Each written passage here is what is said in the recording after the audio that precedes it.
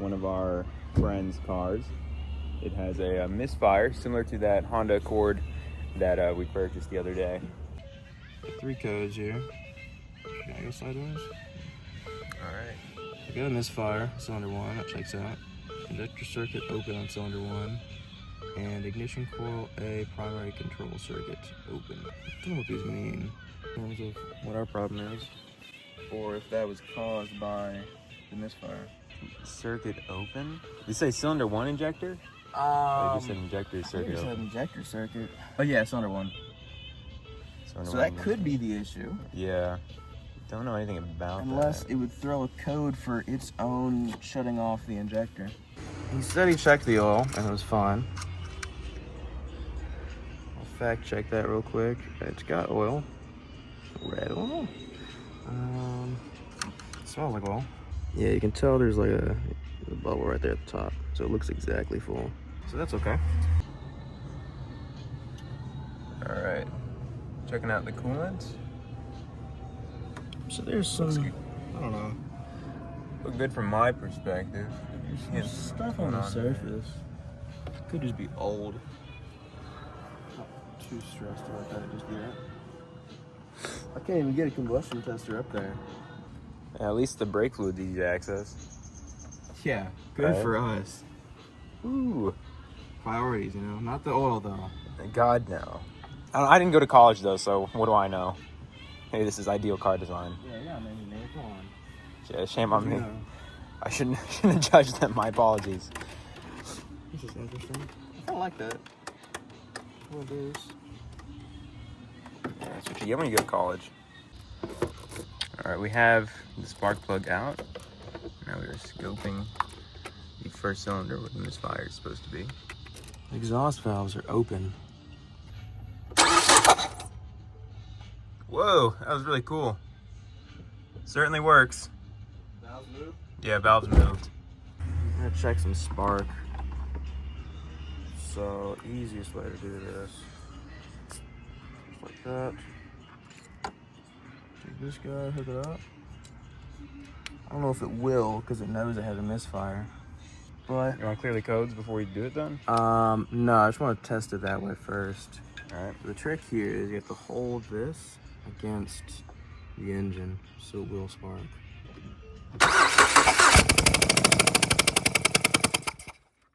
After reviewing the footage, we determined that it was sparking. Rolling on the field is incorrect. Overturn. Alright, so we got spark. Check some compression next. All right, we're now performing a compression test. It is worth noting that the mechanic who looked at this car before us said that there was no compression on cylinder 1 when he was diagnosing the car.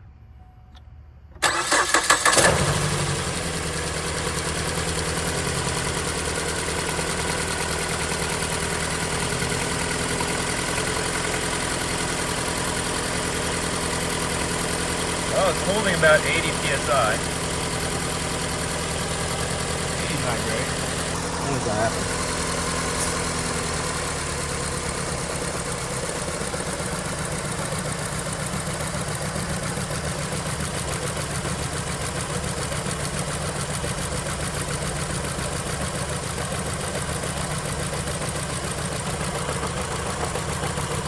Yeah, that's not awful.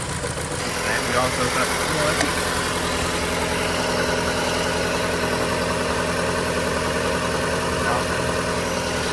No bubbles.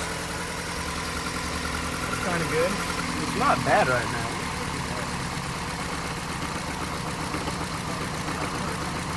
Yeah.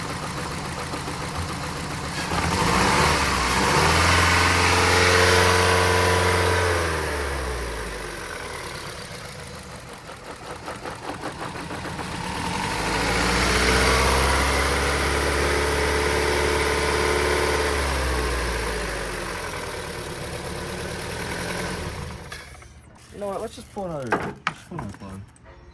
Just so we're absolutely sure we have a side-by-side comparison of what it should look like in a cylinder that's working. Worth noting that this is a junkyard engine. It's been in for a while. I don't know exactly how long, but it hasn't run for a little bit though. Anyway, scoping out cylinder 2 just to make sure it is what we expect it to be. This also looks pretty dry. Those look fine. Those are open still. It looks pretty dry. I don't think it's an oil issue. Oiling issue, I guess. But yeah, I don't think it's anything like that. But hard to say for sure until you dump some oil in there. All right, performing compression test, cylinder 2. You good?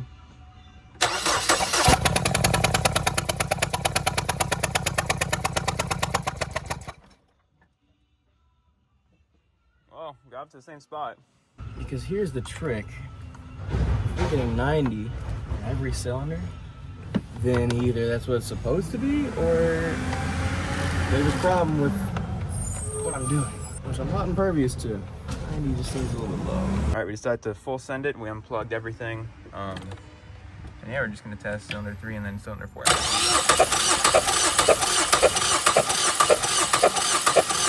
Wow.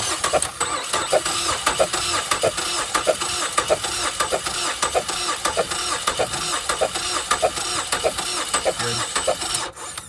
Yeah. So yeah, it looks like seemingly we have a head gasket failure between the 2 cylinders. I don't see anything else that could be. All right, double check cylinder 2 here.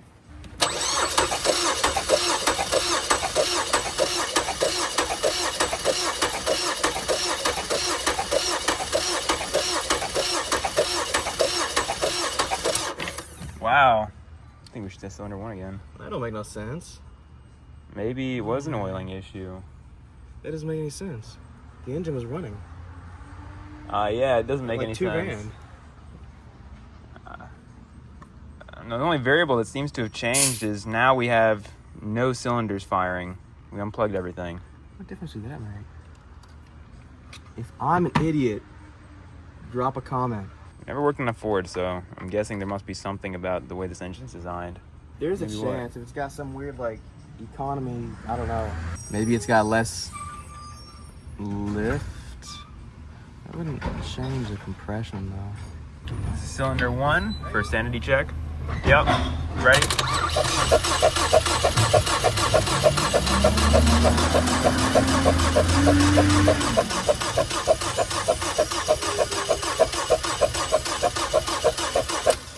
Yeah, literally the same thing. So that mechanic, he also didn't know what the hell's up. 200? Yeah, back to 200, literally. What? Yeah, so compression's actually totally fine. Wow, okay. I guess that's what happens when you don't do your research. Today's lesson of the day is when you're compression testing a car, don't actually run it, just crank it. This is why I don't like mechanics that don't speak English. They took it to this guy across the street and spoke the most broken English you'd ever heard. This is coming from a native-born Puerto Rican. The dude said, "The have low compression in cylinder 1," something like that. So, I'm guessing what happened.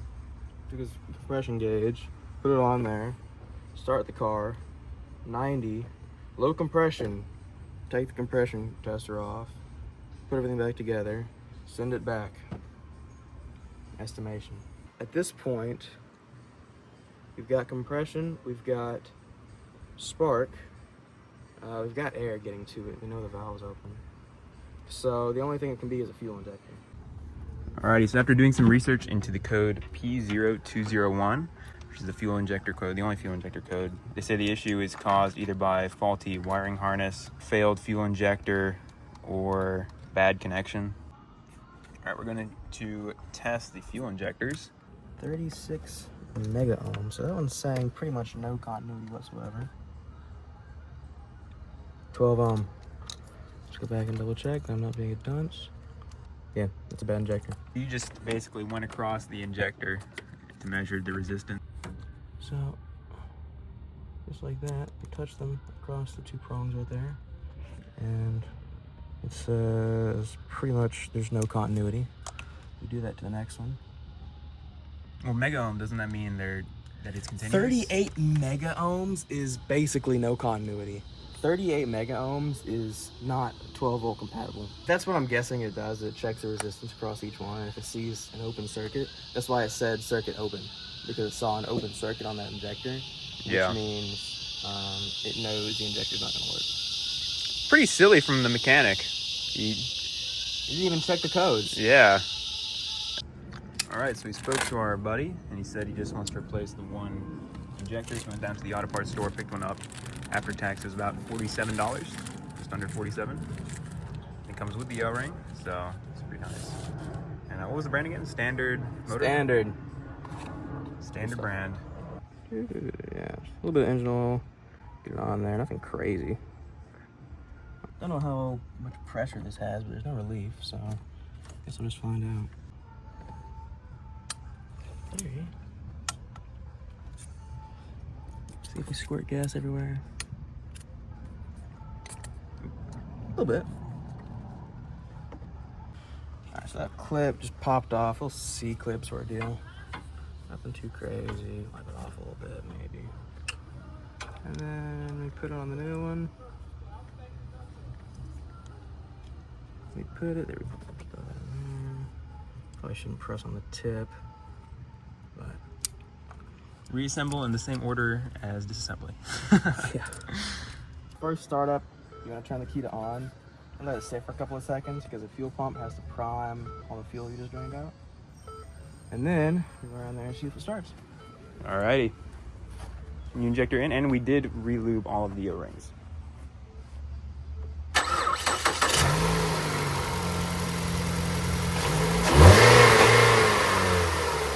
As you can see, that is super simple.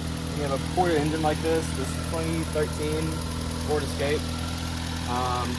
Ported injection, which means the fuel injectors aren't actually, they're not in the cylinder like a spark plug is. So this guy, I mean, it only took, I don't know, 15 minutes to get that thing actually changed out and get it apart.